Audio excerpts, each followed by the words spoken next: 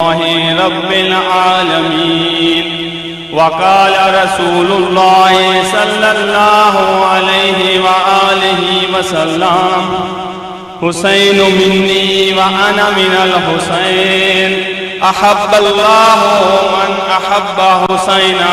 صلوات پڑھیے بآواز بلند.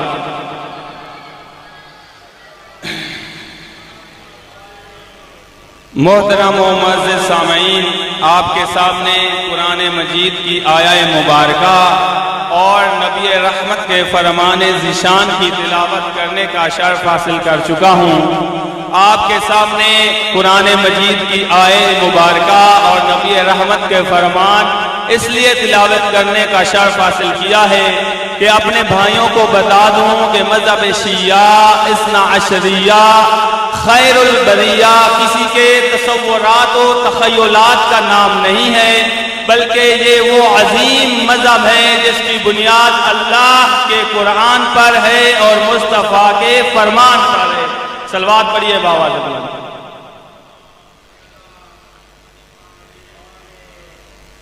آج آپ ایک عظیم کام کے لیے اس جگہ پہ جمع ہوئے ہیں. خداوند متعال آپ کو اس کا اجر عظیم عنایت فرمائے انشاءاللہ. اپنے کلام کا آغاز ایک ربائی سے، مسجد میں بھی علی ہیں تو منبر پہ بھی علی، مسجد میں بھی علی ہیں تو منبر پہ بھی علی، کعبہ گواہ ہے دوش پیغمبر پہ بھی علی. جب خانہ کعبہ میں بتوں کو توڑ رہے تھے تو یہ اس وقت کے عکس ہو رہا ہے، تصویر کشی. کعبہ گواہ ہے دوش پیغمبر پہ بھی علی، ہجرت کی شب رسول کے بستر پہ بھی علی، ہجرت کی شب رسول کے بستر پہ بھی علی، جنت علی کی ملک ہے کوثر پہ بھی علی. اب یہ جو کہتے ہیں کہ ہر جگہ علی علی آپ لوگ کرتے رہتے ہیں، ان کو ذرا متوجہ کرنا چاہتا ہوں. اگر علی سے بچنا چاہیے تو بس ایک ہی ٹھکانہ ہے، اور وہ کون سا ٹھکانہ ہے ذرا توجہ فرمائیں گے. مسجد میں بھی علی ہیں تو منبر پہ بھی علی، کعبہ گواہ ہے دوش پیغمبر پہ بھی علی، ہجرت کی شب رسول کے بستر پہ بھی علی، جنت علی کی ملک ہے کوثر پہ بھی علی. ہر جا علی ملیں گے نہ دامن بچائیے، بچنا علی سے ہے تو جہنم میں جائیے. صلوات پڑھیے بآواز بلند.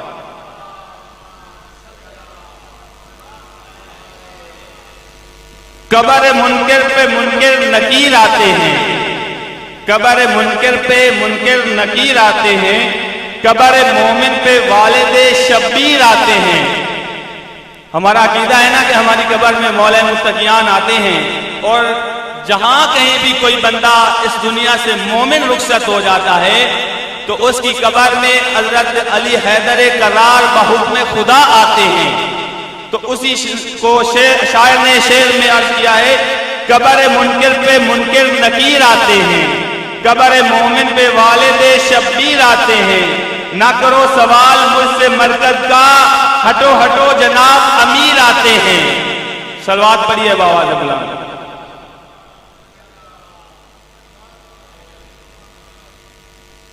آپ کے سامنے سورہ مبارکہ بقرہ آیت کریمہ 127 کی تلاوت کا شرف حاصل کیا ہے کہ جس میں خداوند متعال ارشاد فرماتا ہے، اے میرے رسول اس وقت کو یاد کرو کہ جب ابراہیم و اسماعیل کعبہ کی بنیادیں اٹھا رہے تھے، بلند کر رہے تھے. آج ہم نے بھی بنیاد رکھنی ہے، تو اسی نسبت سے کہ جب رسول خدا کو ارشاد ہوتا ہے اے میرے رسول اس وقت کو یاد کرو کہ جب میرا خلیل میرا ذبیح اللہ دونوں مل کر میرے گھر کی بنیادیں بلند کر رہے تھے اور ساتھ میں دعا کر رہے تھے، اے پروردگارہ ہم سے جو یہ خدمت لے رہا ہے، ہم سے جو یہ ہمیں موقع فراہم کیا ہے، اس کو اپنی بارگاہ میں قبول فرمانا. آج جب ہم بھی یہاں پر یہ بنیادیں رکھیں گے، یہ بنیاد بلند کریں گے، تو آپ بھی خداوند متعال سے دعا کریں گے کہ اے میرے اللہ یہ جو ہم سے آپ خدمت لے خدمت کو ہمارے حق میں قبول فرمانا، ہمارے لیے اسے صدقہ جاریہ قرار پانا، تو کعبہ بلند ہوا۔ اللہ تبارک و تعالیٰ نے اس زمین ارضی پر اپنا ایک گھر بنوایا، پتھروں کا اور مٹی کا۔ اگر دنیا کے بادشاہوں کو دیکھیں تو کیسے کیسے محل تعمیر کرواتے ہیں، لیکن اللہ تبارک و تعالیٰ نے ان دو مقدس ہستیوں سے جو گھر تعمیر کروایا اسے کعبۃ اللہ کہتے ہیں۔ اور اب وہ کعبہ کی شان یہ ہے کہ آپ دنیا کے کسی کونے سے اگر کوئی دشمنی والا بندہ بھی اس کعبہ میں آ کے پناہ لے لے تو اس کے لیے امن کا گہوارہ بن جاتا ہے۔ کسی حکومت کو کسی کو اجازت نہیں ہے کہ وہ اس بندے کو، اس مومن کو، اس غیر مومن کو وہاں سے نکال سکے۔ اتنا عظیم بلند اور مقام ہے کعبۃ اللہ۔ اب حاجی صاحبان جاتے رہتے ہیں مقام ابراہیم پر، تو وہ پتھر اللہ سے التجا کرتا ہے کہ جب حضرت اسماعیل کی مدد سے حضرت ابراہیم خلیل اللہ نے وہ خانہ کعبہ کو تعمیر کرتے ہوئے جس پتھر پر دوش مبارک رکھے، اس پتھر سے صدا آئی، اے میرے اللہ، میرے اندر تھوڑی دیر کے لیے موم کی طرح مجھے صلاحیت دے دے کہ میں تیرے خلیل کے قدم ہائے مبارک کو نقش کر لوں۔ تو جب اس کی یہ عظمت، اس کی جو فضیلت، جب اللہ نے اپنے ابراہیم خلیل اللہ کی فضیلت اس پتھر کی زبانی سنی تو اللہ تبارک و تعالیٰ نے اسے ہمیشہ کے لیے مقام ابراہیم بنا کر ہر آنے والے حاجی کو صدا دے دی کہ جب تک تم اس میں آ کر 2 رکعت نماز نہیں پڑھو گے آپ کا عمرہ قبول نہیں ہوگا، آپ کی حج قبول نہیں ہوگی۔ صلوات پڑھیے بابا دے۔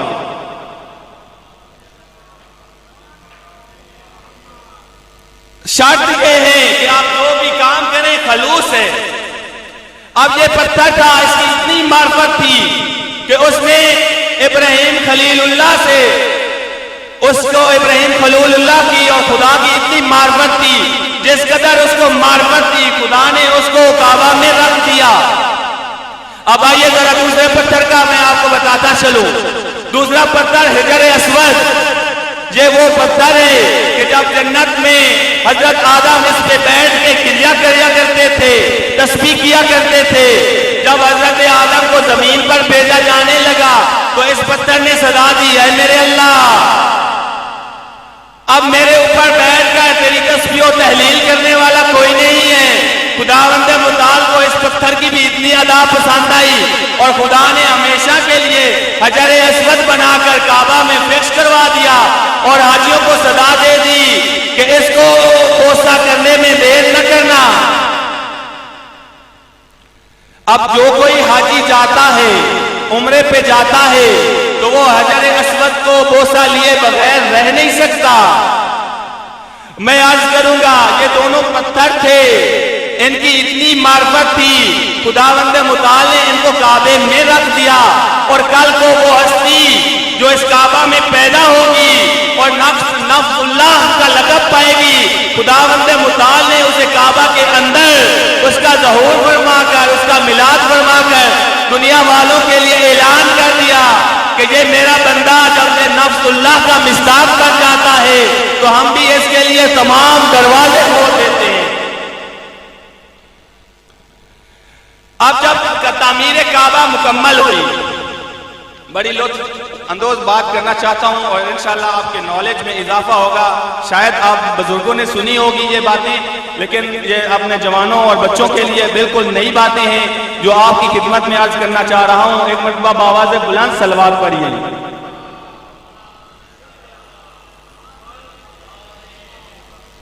جب کعبہ کی تعمیر مکمل ہو گئی، جب دو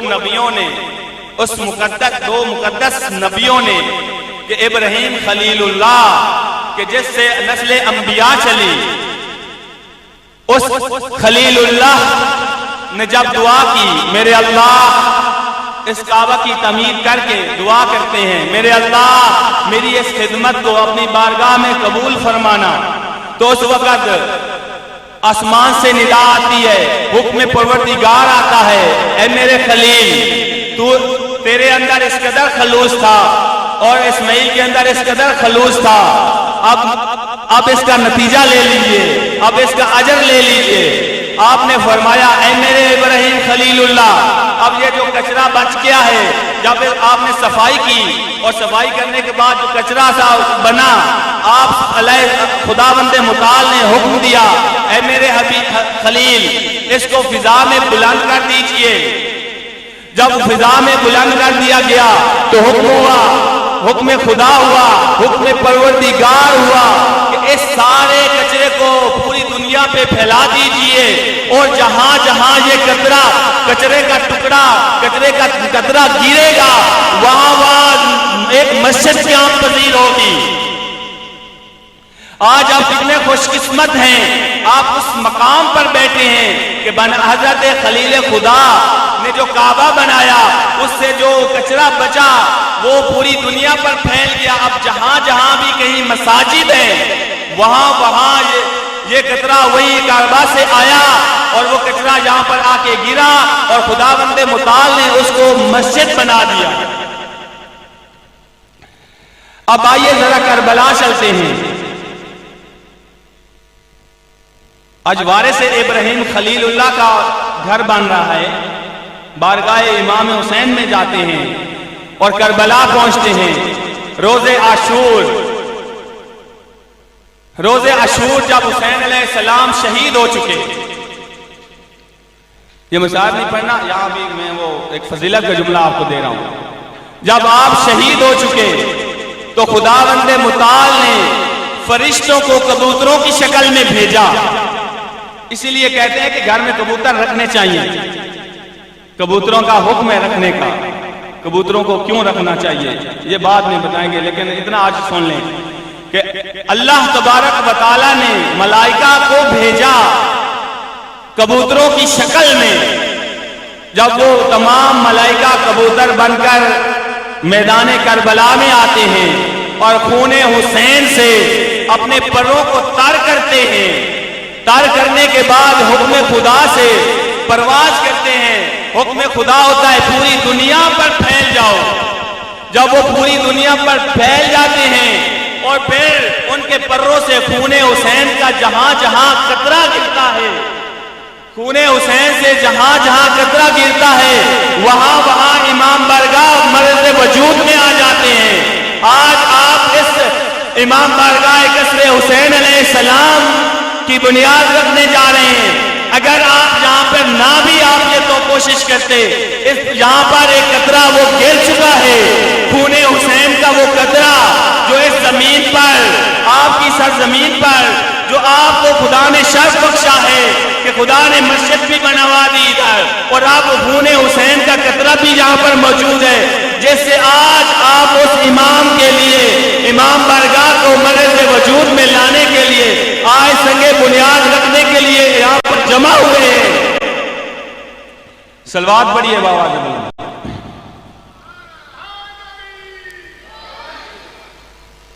جب پوری دنیا پہ کبوتر پھیل گئے اور جہاں جہاں بھی خون حسین کا قطرہ گرا ہے اب وہاں وہاں یہ امام بارگاہ مرز وجود میں آ چکے ہیں۔ آپ خوش قسمت ہیں، آپ خوش بحال ہیں کہ خداوند متعال نے آپ کو یہ شرف بھی بخشا کہ مسجد بھی ادھر بن گئی، کعبہ سے جو ذرات اڑ کر آئے تو وہ بھی ادھر آپ کی بستی میں موجود، اور کربلا سے جو خون کے قطرات، عام خون نہیں، پاکیزہ خون، حسین علیہ السلام کا خون جو ناحق بہایا گیا، اس خون کے قطرے بھی آپ کے گاؤں میں آن پہنچے ہیں۔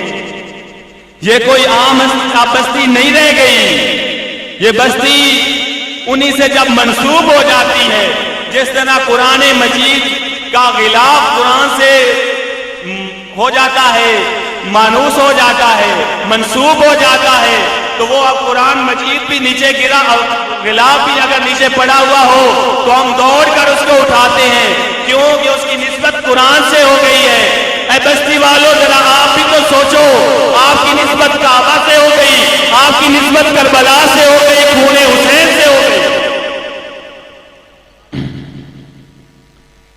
صلوات پڑھیے بآواز بلند۔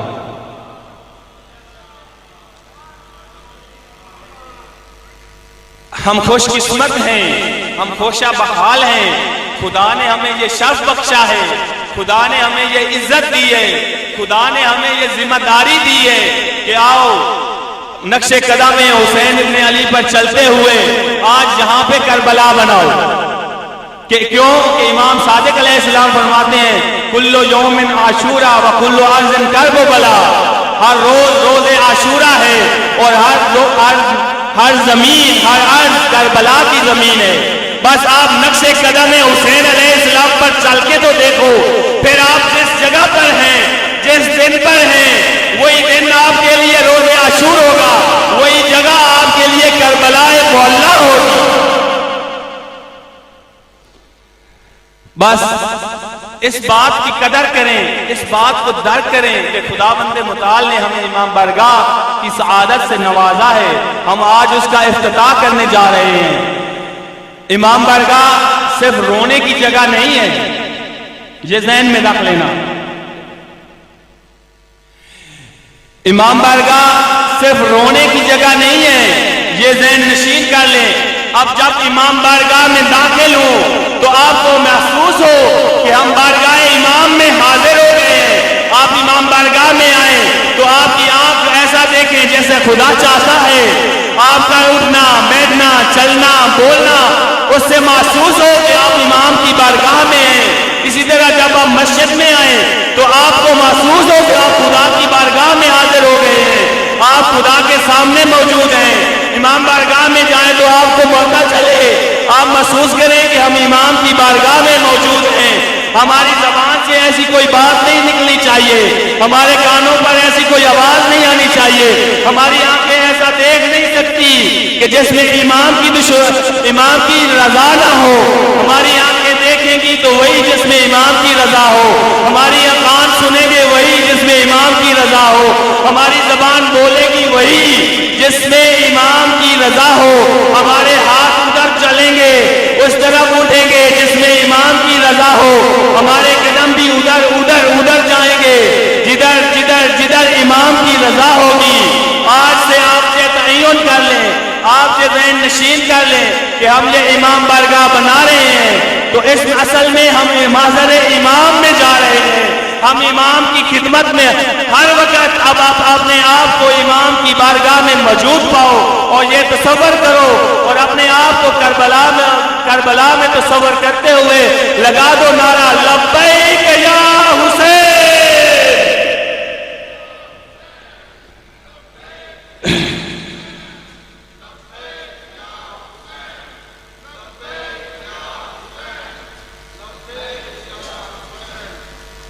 عظمت امام حسین علیہ السلام انشاءاللہ بعد میں پڑھنے والے بیان کریں گے۔ میں ایک شعر آپ کی بارگاہ میں بھی عرض کرنا چاہتا ہوں۔ شاعر فرماتا ہے تیرے دل میں کیسی گرہ پڑی، تیرے دل میں کیسی گرہ پڑی، تجھے اس سے اتنا حسد ہے کیوں؟ توجہ فرمائیں گے، تیرے دل میں کیسی گرہ پڑی، تجھے اس سے اتنا حسد ہے کیوں؟ جو نبی کی آنکھ کا نور ہے، جو نبی کی آنکھ کا نور ہے، جو علی کی روح کا چین ہے۔ توجہ کریں گے تو بڑا لطف آئے گا۔ تیرے دل میں کیسی گرہ پڑی، تجھے اس سے اتنا حسد ہے کیوں؟ جو نبی کی آنکھ کا نور ہے، جو علی کی روح کا چین ہے۔ کبھی دیکھ اپنے خمیر میں، کبھی پوچھ اپنے ضمیر سے، وہ جو مٹ گیا وہ یزید تھا، جو نہ مٹ سکا وہ حسین ہے۔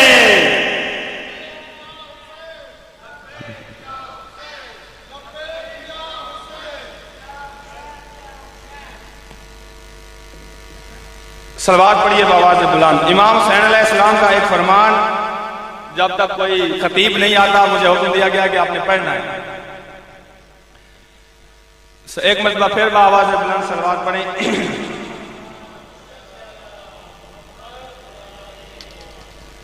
اب امام کی بارگاہ میں انشاءاللہ حاضر ہو گئے ہیں نا آج۔ اب اسی امام کا آپ کی خدمت میں ایک فرمان نورانی خدمت میں عرض کرتا ہوں۔ امام علیہ السلام کے پاس ایک شخص آتا ہے، کہتا ہے مولا میں بہت گنہگار ہوں، ادھر بیٹھ، مولا میں بہت گنہگار ہوں، میں کیا کروں؟ تو آپ علیہ السلام کا عظیم علمی بات اور نورانی کلمات آپ کی خدمت میں عرض کرنا چاہتا ہوں۔ وہ شخص آتا ہے، بسم اللہ الرحمن الرحیم، جاء رجل الى سید الشہداء وقال انا رجل آسن ولا اصبر عن المعصیہ وَإِذْنِي بِمَوْعِظَةٍ، وہ کہتا ہے کہ مولا میں بہت گنہگار ہوں، مجھے کوئی وصیت فرمائیں، کوئی نصیحت فرمائیں کہ میں اپنے گناہوں پہ کیسے صبر کروں۔ تو آپ علیہ السلام فرماتے فقال علیہ السلام افعل 5 اشیاء واذنب ما شئت۔ امام علیہ السلام ارشاد فرماتے ہیں، قربان جاؤں آپ کی لجپالی پر، آپ ارشاد فرماتے ہیں کہ 5 کام تو کر لے، پھر جو چاہے تو کرتا پھر۔ 5 کام تو کر لے، پھر جو چاہے تو، جدھر تیرا دل چاہے جا، جدھر جو تیرا دل چاہے کر، بس یہ 5 کام تو کر لے۔ وہ کون سے کام ہیں؟ فَأَوَّلُ ذَلِكَ لَا تَأْكُلُوا رِزْقَ اللَّهِ، پہلی شاعر امام علیہ السلام فرماتے ہیں کہ اللہ کا رزق کھانا چھوڑ دے، پھر گناہ کرتا پھر۔ اب اس دنیا میں بھلا کوئی ہے جو اللہ کا دیا ہوا رزق نہ کھاتا ہو؟ اب جہاں کہیں بھی جس ذریعے سے بھی ہم کمائیں، حلال کرائیں حرام کمائیں، ہے تو اللہ کی طرف سے ہی رزق نا، یہ تو ہماری آگے سے یہ کوشش و کاوش ہے، چاہے حلال میں کریں یا حرام میں کریں۔ اللہ کا دیا ہوا رزق کھانا چھوڑ دے، وَأَذْنِبْ مَا شِئْتَ، پھر جو تیرا دل چاہے کر۔ دوسری بات، وَالثَّانِي اخرج من ولایت اللہ وَأَذْنِبْ مَا شِئْتَ، خدا کی حکومت سے نکل جاؤ، پھر جو جی میں آئے کرو۔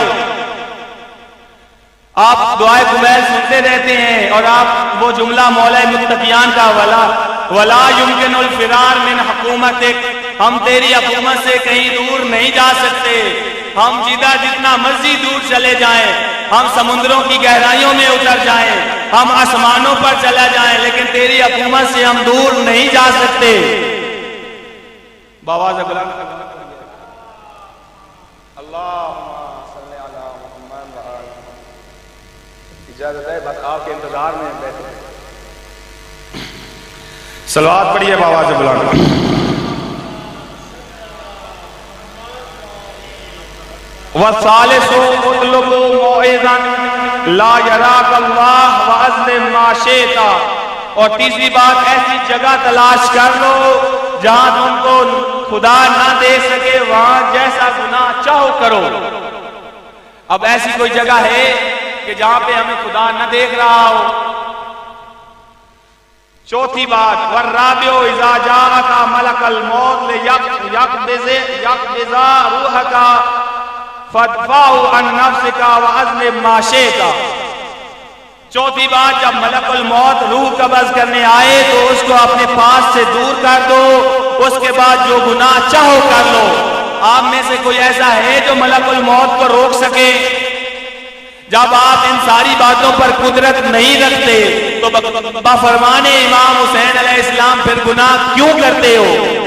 پانچویں اور آخری بات، الخامس اذا ادخلک مالک فی النار فلا تدخل فی النار واذنب ما شئت، جب داروغہ جہنم مالک تم کو جہنم میں ڈالے تو اس میں نہ جاؤ اور جو گناہ چاہو کر لو۔ جب فرشتے ہمیں لے پکڑ کر لے جا رہے ہوں گے اور جہنم میں ڈال رہے ہوں گے، اس وقت ہم میں اتنی جرت ہے کہ ہم یہ کہہ دیں کہ ہم نہیں جا سکتے؟ اگر ان ساری باتوں پر قدرت نہیں رکھتے تو پھر گناہ کیوں کرتے ہو؟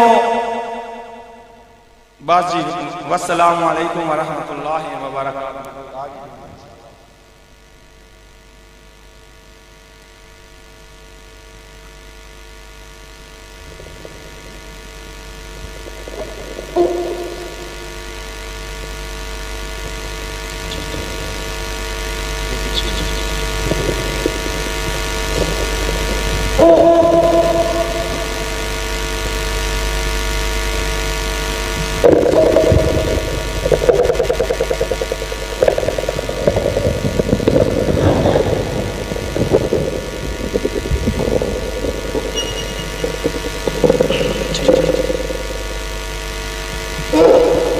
اپنے اپنے مرحومین کے لیے، شہداء کے لیے ایک مرتبہ سورہ فاتحہ۔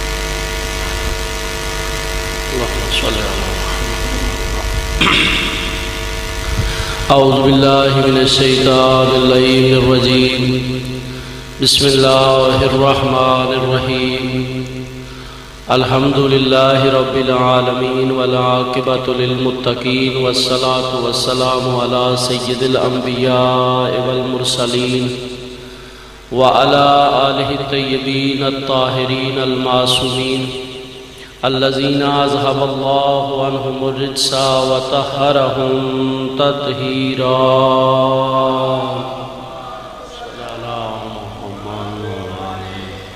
وعلی لعنۃ اللہ علی اعدائہم اجمعین۔ اما بعد فقد قال اللہ تبارک وتعالی فی کتابہ المبین، بسم اللہ الرحمن الرحیم، انا علینا للہدی وَإِنَّا لَنَا لَلْآخِرَةَ وَالْأُولَى۔ وقال رسول اللہ صلی اللہ علیہ وآلہ وسلم، ان الحسین مصباح الہدی وسفینۃ النجات۔ صلوات پڑھنے بابا ضرور۔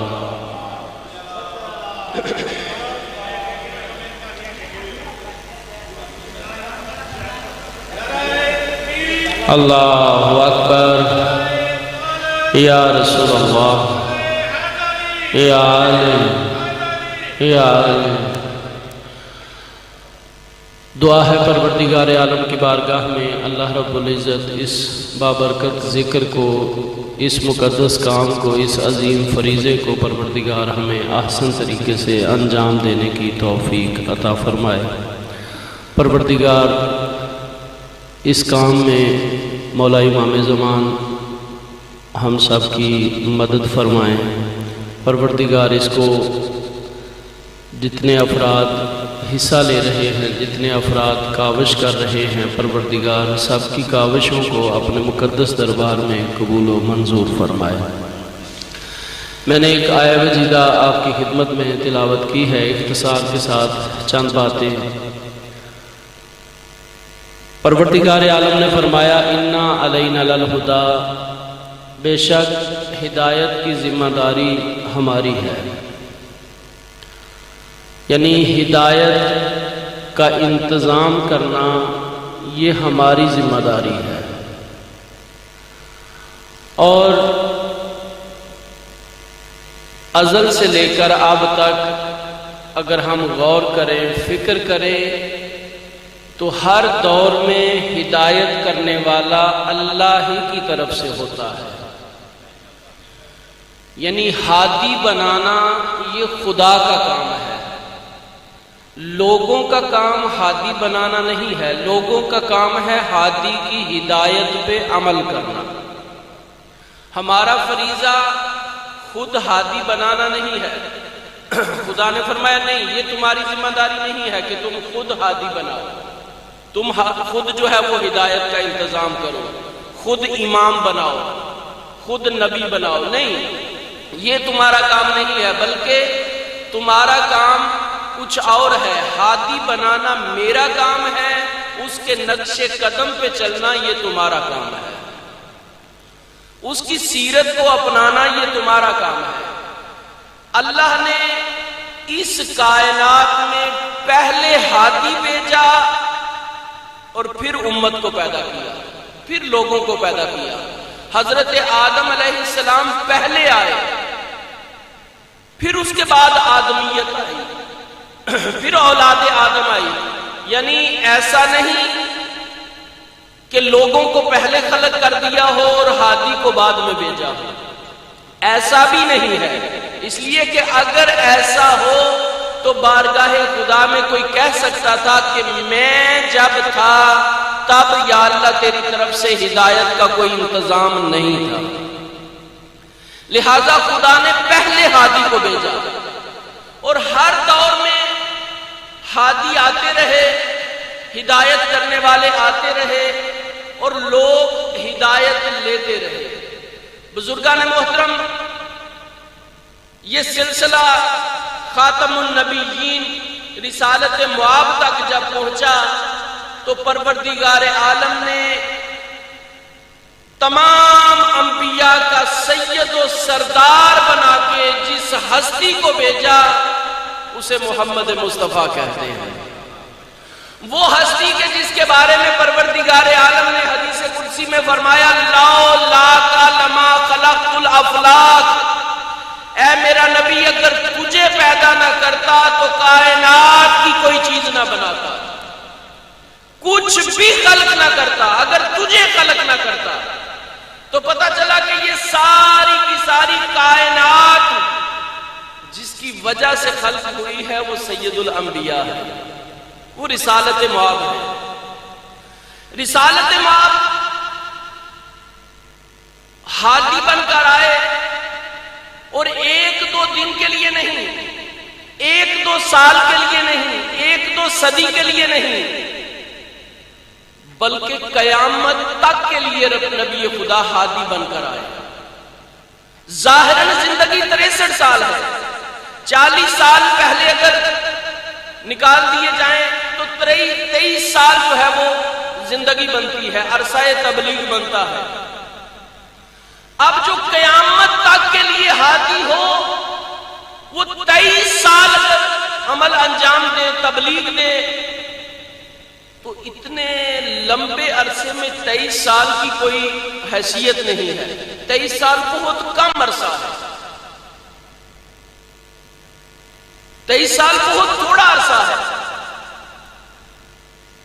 میں مثال کے ذریعے واضح کروں، آپ مومنین نے مجھے دعوت دی، میں یہاں پہ آیا، آپ کی خدمت میں حاضر ہوا، کہا کہ آپ پڑھیں، میں آیا اور آ کر اعوذ باللہ الرحمن الرحیم بسم اللہ الرحمن الرحیم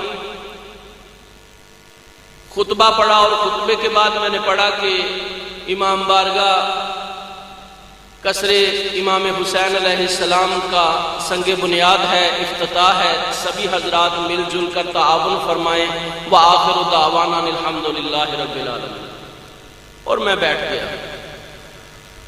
آپ کہیں گے کہ آپ کو بلایا پہلے 4-5 دن، ایک ہفتہ پہلے آپ کو کہا کہ آپ نے آ کے پڑھنا ہے، پھر بلایا، پھر فون کیے، اور آپ آئے اور آپ نے آ کر پڑھا ہی نہیں ہے، تو میں کہوں گا جناب میں نے پڑھا ہے۔ آپ کہیں گے نہیں آپ نے تو پڑھا ہی نہیں۔ لیکن میں اگر کہوں کہ نہیں آپ ویڈیو بن رہی ہے، آپ دیکھیں، ریکارڈ دیکھیں، میں نے پڑھا ہے، کہا کہ اس پڑھنے کو پڑھنا نہیں کہتے۔ اگر 1 گھنٹے میں سے آدھا گھنٹہ پڑھ لیا جائے تو پھر بھی کچھ مومنین کور ہو جائیں گے، اگر 25 منٹ پڑھ لیے کچھ اور زیادہ کور ہو جائیں گے، اگر 20 منٹ پڑھ لیا چلیں آدھے جو ہیں وہ قائل ہو جائیں گے، آدھے کہیں گے نہیں، 10 منٹ پڑھا کچھ کہیں گے نہیں یہ تو پڑھنا ہی نہیں ہے، 10 منٹ کیا ہے، تو کچھ مومنین کہیں گے نہیں مولانا ٹھیک ہے، جو کہنا تھا وہ کہہ دیا، بس یہی ٹھیک ہے۔ لیکن اگر 1 منٹ پڑھوں تو پھر سارے کے سارے کہیں گے کہ نہیں کچھ بھی نہیں پڑھا۔ اس کا مطلب ہے کہ یہ قلت گھٹتے گھٹتے ایک ایسے مقام پہ پہنچ جاتی ہے کہ یہ کل عدم قرار دی جاتی ہے، اس کا وجود کل عدم ہو جاتا ہے کہ جیسے ہے ہی نہیں۔ یعنی 1 گھنٹے میں سے 1 منٹ اگر پڑھا جائے تو اس کو پڑھنا نہیں کہتے۔ اب نبی بن کے آئے ہیں قیامت تک کے لیے، نبی رسول اللہ قیامت تک کے لیے ہادی بن کے آئے ہیں، اور قیامت تک کے عرصے سے اگر 23 سال تبلیغ کے اگر نوٹ کیے جائیں تو یہ کل عدم ہوتا ہے کہ کروڑوں سالوں میں 23 سال تبلیغ،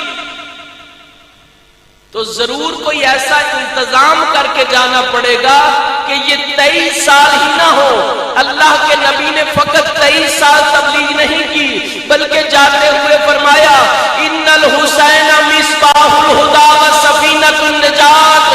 یاد رکھو حسین ہدایت کا چراغ ہے اور نجات کی کشتی ہے. میں تمہیں ہدایت کا چراغ دیے جا رہا ہوں، نجات کی کشتی دیے جا رہا ہوں. میرے بعد کبھی گمراہ نہیں ہوں گے. من رکب فنجات، جو اس میں سوار ہو گیا وہ نجات پا گیا. جو اس کشتی میں سوار ہو گیا وہ نجات پا گیا. فمن تخلف عنہ فغرق، اور جس نے اس کی مخالفت کی وہ غرق ہو گیا.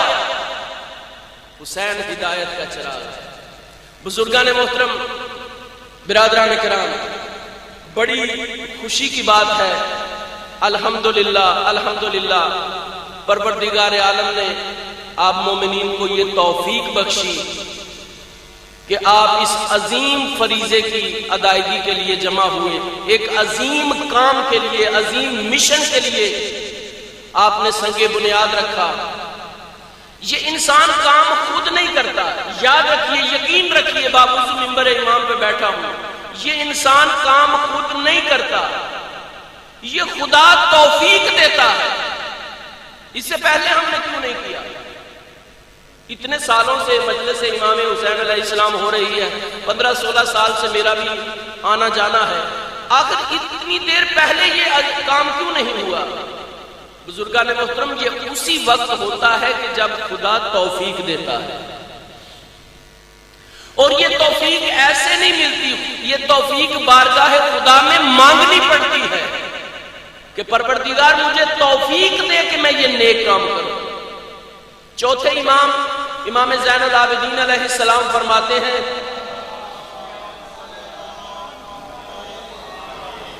امام فرماتے ہیں پروردگار بارے الہ، جو کام تو نے مجھ سے لینا ہے میں تیری بارگاہ میں دعا کرتا ہوں کہ وہ کام مجھ سے ہی لینا، میرے غیر سے نہ لے لینا. سمجھیے گا ذرا امام کے اس نورانی جملے کو کہ یا اللہ جو کام تو نے میرے ذریعے لینا ہے، مجھ سے جو کام کروانا ہے، یا اللہ میں توفیق مانگتا ہوں کہ وہ مجھ سے ہی کروانا. کہیں ایسا نہ ہو کہ کوئی اور آ کے کر دے اور میں توفیق سے، اس کام سے محروم ہو جاؤں، اس اجر سے محروم ہو جاؤں. یہ خدا تعالیٰ نے آپ کو توفیق بخشی ہے کہ آپ بارگاہ امام حسین علیہ السلام کا سنگ بنیاد رکھ رہے ہیں، اور امام کا گھر جو ہے وہ ایک عزاخانہ جو ہے وہ تیار کر رہے ہیں. جس بارگاہ میں آپ حاضر ہیں یہاں پہ مقدار نہیں دیکھی جاتی کہ کون کتنی رقم دے رہا ہے. ابتدا سے ہی میں ایک طالب علم ہونے کے ناطے سے فریضہ ادا کر رہا ہوں، جو بھی دینا خلوص نیت سے دینا، ریاکاری سے پاک کر کے دینا. اس میں فقط اور فقط خلوص ہو. ممکن ہے اس گھر میں ممکن ہے 1 لاکھ کی وہ قیمت نہ ہو جو 1 روپے کی قیمت ہو. یعنی جو 1 لاکھ کی قیمت اتنی نہ ہو، 1 روپیہ مہنگا ہو اس بازار میں، اس گھر میں. اس لیے کہ اس گھر میں فقط نیت دیکھی جاتی ہے. وہ خاتون کے جس نے 1 روپیہ بھیجا تھا امام کو، یاد ہے آپ سب کو کہ وہ عبداللہ جاتا تھا امام سے ملاقات کے لیے حج کے بعد، تو لوگ تحفے تحائف دیتے تھے. ایک خاتون تھی توآ، الحمدللہ خدا نے سعادت بخشی کہ میں اس کی اس بی بی کی قبر مطہر کا بوسہ دے کے آیا ہوں. مشہد میں نیشا پور جو ہے وہ ان کی قبر ہے. تو وہ خاتون کہتی ہے کہ جب جانا تو مجھ سے بھی مل کے جانا. تو جب وہ گیا، کسی نے سونا چاندی ہیرے جواہرات کپڑے جوتے دستار عمامے بہت کچھ تحفہ تحائف دیے. تو جب اس سے ملنے کے لیے آیا تو 1 روپیہ تھا اس کے پاس. کہا یہ میرے مولا کو دے دے. کہا 1 روپیہ میں تو اتنا مال، کہا میں تجھے تھوڑی دے رہی ہوں. اگر امام لیں گے تو ٹھیک ہے، ورنہ جیب میں ڈال کے لے آئیے۔ وہ چلا گیا، حج کیا۔ حج کے بعد جب امام سے ملاقات ہوئی تو لوگ بیٹھے تھے امام کی بارگاہ میں، اس نے تحفے تحائف پیش کیے، مولا یہ فلاں ماننے والے نے بھیجا ہے، یہ مولا یہ پیسے فلاں ماننے والے نے، یہ فلاں آپ کے شیعہ نے آپ کے لیے لباس بھیجا ہے، یہ فلاں آپ کے شیعہ نے آپ کے لیے جوتا بھیجا ہے، یہ تحفہ بھیجا ہے، یہ خمس بھیجا ہے۔ سارے پیسے دے کے جب بیٹھ گیا تو امام نے فرمایا کچھ بھول تو نہیں گیا؟ اسے یاد آیا، ہاں یہ خاتون نے مجھے 1 روپیہ دیا تھا۔ سب کے لیے امام نے دعا کی، لیکن جب وہ روپیہ نکال کے کہا مولا یہ ایک ماننے والی تھی آپ کی، اس نے مجھے آتے ہوئے 1 روپیہ دیا تھا، امام نے وہ وصول کیا اور کافی دیر تک اس کے لیے دعا کرتے رہے۔ کہا فرزند رسول باقی لوگوں نے اتنا زیادہ مال دیا اور آپ نے ان کے لیے معمولی دعا کی، لیکن اس نے 1 روپیہ اور اتنی زیادہ دعا۔ امام نے فرمایا کہ وہ جنہوں نے پہلے اتنا کچھ بھیجا ہے ممکن ہے ان کے عمل میں ریاکاری ہو، دکھلاوا ہو، لیکن اس نے یہ جو 1 روپیہ 1 درہم بھیجا ہے یہ فقط اور فقط خلوص کی بنا پر بھیجا ہے، یہ میرے نزدیک سب سے قیمتی ہے۔ اور اس خاتون سے جا کے، مومنہ سے جا کے کہہ دینا پریشان ہونے کی ضرورت نہیں ہے، تیرا روپیہ قبول ہے، جب تو مرے گی میں تیرے سرہانے آؤں گا، میں تیرا جنازہ بھی پڑھاؤں گا، میں تجھے لحد میں بھی اتاروں گا۔ بزرگان محترم یہ 1 روپیہ کتنا قیمتی ہو گیا، لہذا اس بارگاہ میں، اس گھر میں جب دیں تو خلوص کی بنا پہ دیں، بے شک کم دیں لیکن خلوص کی، اس لیے کہ قیمت خلوص کی ہے۔ اس بارگاہ میں عمل نہیں دیکھا جاتا، عمل کرنے والے کی نیت کو دیکھا جاتا ہے۔ کچھ لوگوں نے بڑا کچھ اسلام پہ قربان کر دیا لیکن قرآن میں ایک آیت نہیں آئی، لیکن کچھ لوگوں نے، اس گھرانے نے چاند سوکھی ہوئی جو کی روٹیاں راہ خدا میں دی، اللہ رب العزت نے سورہ دہر ان کی بارگاہ میں قصیدہ بنا کے بھیج دیا۔ اس لیے کہ اس گھر سے، اس بارگاہ میں خلوص دیکھا جاتا ہے، اللہ کی نظر میں خلوص دیکھا جاتا ہے، مقدار نہیں۔ لہذا جو بھی دے، اب کچھ مومنین اس بات پہ پکے نہیں ہو جائیں کہ کم ہی دینا ہے اور خلوص سے دینا ہے، نہیں، اپنی حیثیت کے مطابق دل کھول کے خرچ کریں۔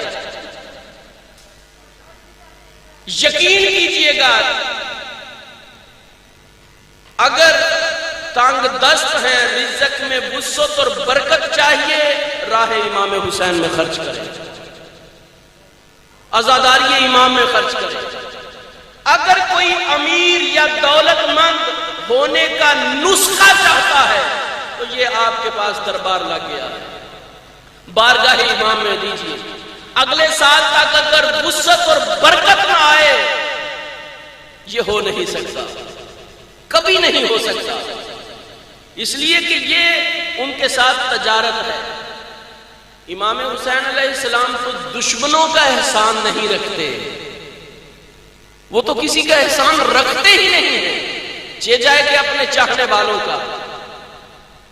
اور یاد رکھیں انسان سخی دولت سے نہیں ہوتا، انسان سخی یا امیر دولت سے نہیں ہوتا، لکھ لیں میری بات، بلکہ انسان سخی یا امیر دل سے ہوتا ہے، دل سے ہوتا ہے۔ ایک بندہ تھا، بادشاہ تھا، وہ شکار کھیلتے کھیلتے جنگل میں گم ہو گیا، ساتھیوں سے بچھڑ گیا، بھوک اور پیاس کا غلبہ ہوا، اب پانی نہ ملے تو مر جائے، ادھر ادھر بھاگا، کوئی نظر نہ آیا، اسے ایک جھونپڑی نظر آئی، توجہ سے سنیے گا، جھونپڑی نظر آئی، جھونپڑی میں چلا گیا، جیسے ہی جھونپڑی میں پہنچا تو ایک بزرگ ہے، اسے کہا مجھے پینے کے لیے پانی، اس نے پانی پلا دیا، کہا بھوکا ہوں بہت زیادہ، اس نے کھانا پیش کر دیا، کھانا جب کھلایا تو بادشاہ نے دیکھا کہ بزرگ کے پیچھے ایک ہیرا پڑا ہوا ہے، بادشاہ ہیرا شناس ہوتے ہیں، اس نے ہیرے کو دیکھتے ہی منہ میں پانی آ گیا. اس بابے سے کہتے بابا جی یہ کیا ہے؟ کہا کہ یہ ہیرا ہے.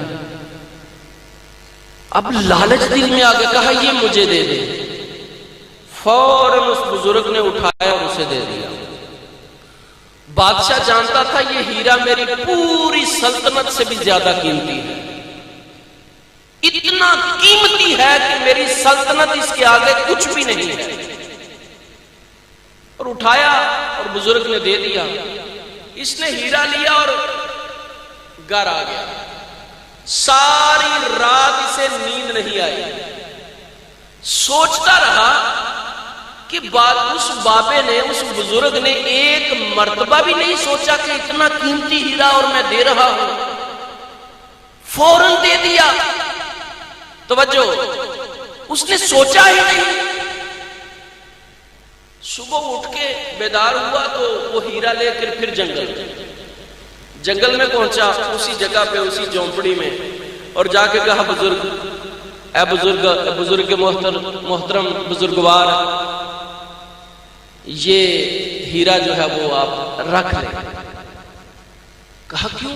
کہا نہیں، یہ ہیرا رکھ لیں اور اپنا ظرف مجھے دے دیں. اپنا ظرف مجھے دے دیں کہ جس نے سوچا ہی نہیں کہ اتنا قیمتی دے رہا ہوں. تو اس نے ایک بات کہی جس کے لیے میں نے آپ کو زحمت دی ہے.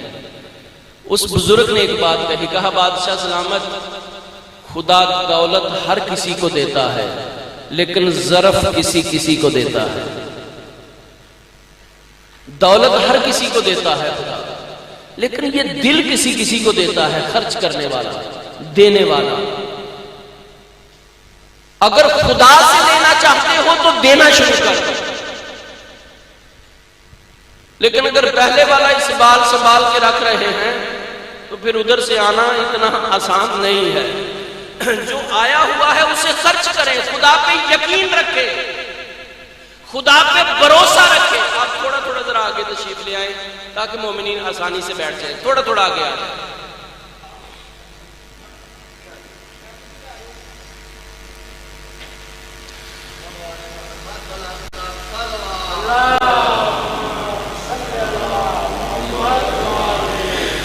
لہذا اگر اللہ کی بارگاہ میں آپ تجارت کرنا چاہتے ہیں تو اس کا طریقہ یہی ہے کہ خدا کی راہ میں خرچ کرنا شروع کر دیں.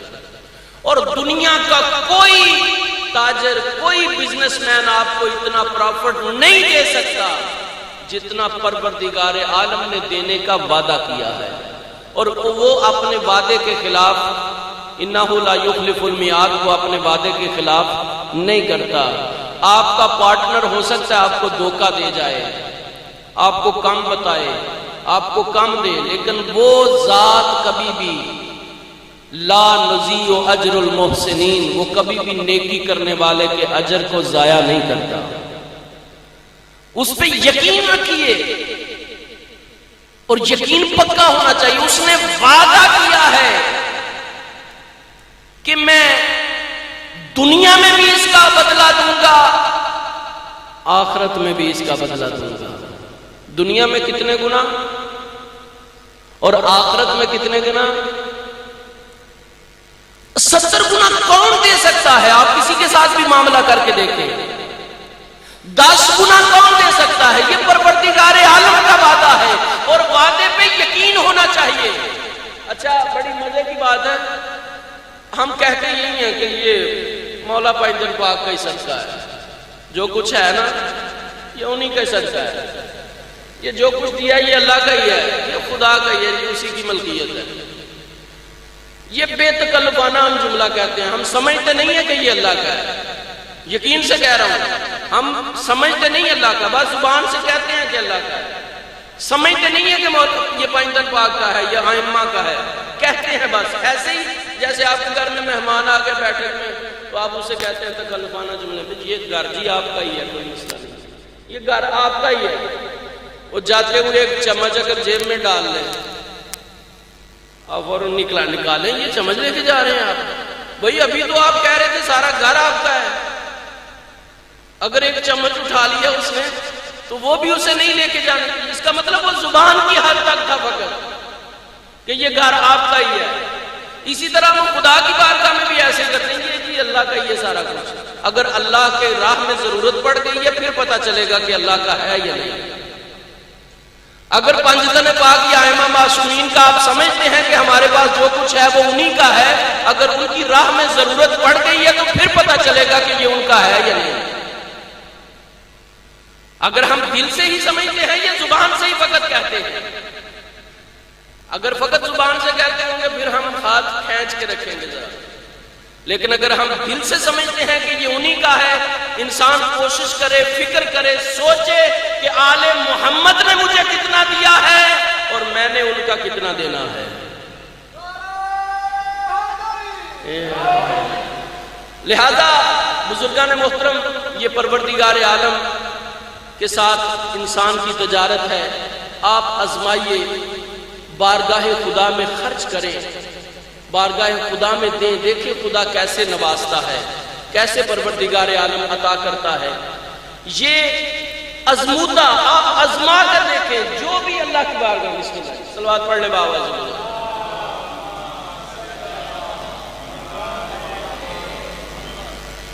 لہذا امام حسین علیہ السلام کی ذات کسی دشمن کے احسان کو بھی نہیں رکھتے، امام کے ساتھ معاملہ ہی امام کا الگ ہے۔ امام حسین علیہ السلام جیسی ہستی جو بھی دنیا کا دھتکارا ہوا ہے، ہر طرف سے ناکامیاں، ہر طرف سے مصیبتیں، پریشانیاں، مشکلات نے گھیر لیا ہے، کوئی رستہ نظر نہیں آ رہا، اسے چاہیے کہ در امام حسین پہ آ جائے، امام حسین علیہ السلام کی راہ پہ آ جائے۔ اس لیے کہ رسول اکرم صلی اللہ علیہ وآلہ وسلم نے فرمایا ان الحسین مصباح الہدی، بے شک حسین ہدایت کا چراغ ہے، وسفینۃ النجات، اور نجات کی کشتی ہے۔ امام حسین علیہ السلام ہدایت کا چراغ، یہ بارگاہ تعمیر ہو رہا ہے، یہ کیا ہے؟ امام کی درسگاہ بن رہی ہے، قیامت تک لوگوں کو ہدایت ملے گی۔ منبر امام پہ پڑھنے والے مومنین، عزادار، بزرگان، ان کو وہ رزق ہدایت کہ جو امام حسین علیہ السلام کے صدقے میں ملتا ہے، یہ لوگوں کو ملتا رہے گا۔ یہ امام کی درسگاہ ہے، اسی لیے رسول خدا صلی اللہ علیہ وسلم نے فرمایا مصباح الہدی، یہ ہدایت کا چراغ ہے حسین، قیامت تک امام کے صدقے میں لوگوں کو ہدایت ملتی رہے گی، اور جس کو ہدایت مل جائے گی یقیناً وہی انسان کامیاب ہے، وہی امام کے قدموں میں پہنچنے والا ہے۔ اس لیے کہ امام حسین علیہ السلام اپنے ماننے والے کو جس مقام پہ دیکھنا چاہتے ہیں، اس مقام پہ پہنچنے کے لیے ضروری ہے کہ امام کو اپنا ہادی بھی مانے، امام کو اپنا ہادی مانے۔ یقین کریں، آپ پورے دنیا میں دیکھیں، جتنے بھی لوگ ہیں، جتنے بھی لوگوں نے امام بنائے ہیں، ہمارے خدا نے ہمیں جو آئمہ نصیب فرمائے ہیں، ہمارے آئمہ نے کسی مقام پہ ہمیں شرمندہ نہیں ہونے دیا، کسی مقام پہ ہمارے امام نے ہمیں شرمندہ نہیں ہونے دیا۔ ہم ہر میدان میں، ہر جگہ پہ سینے پہ ہاتھ مار کے کہہ سکتے ہیں ہمارے امام جیسا کسی کا امام ہے تو پیش کرو، ہمارے مولا جیسا کسی کا مولا ہے تو پیش کرے۔ خدا نے جیسے ہادی ہمیں عطا فرمائے ہیں، ایسا کسی کے پاس ہادی ہے تو دکھاؤ۔ اگر علم میں دیکھو یہ بے مثال ہے، فضل میں دیکھو یہ بے مثال ہے، تقوی میں دیکھو یہ بے مثال ہے، جود میں دیکھو، سخا میں دیکھو، یہ بے مثال ہے. کسی بھی فضیلت میں دیکھو، بلکہ وہ فضیلت ہی نہیں ہے کہ جو ان کے دروازے پہ نظر نہیں آتی. ہر فضیلت کو اللہ رب العزت نے ان کی دہلیز پہ، ان کے قدموں میں ڈال دیا ہے. تمام کے تمام فضائل و مناقب کو خدا نے ان کی دہلیز پہ رکھا ہے. اس لیے آئمہ نے ہمیں کسی بھی مقام پہ شرمندہ نہیں ہونے دیا. آخری بات، ہمیں یہ کوشش کرنی چاہیے کہ جب امام نے پوری دنیا میں ہمیں زندگی میں کہیں بھی کسی مقام پہ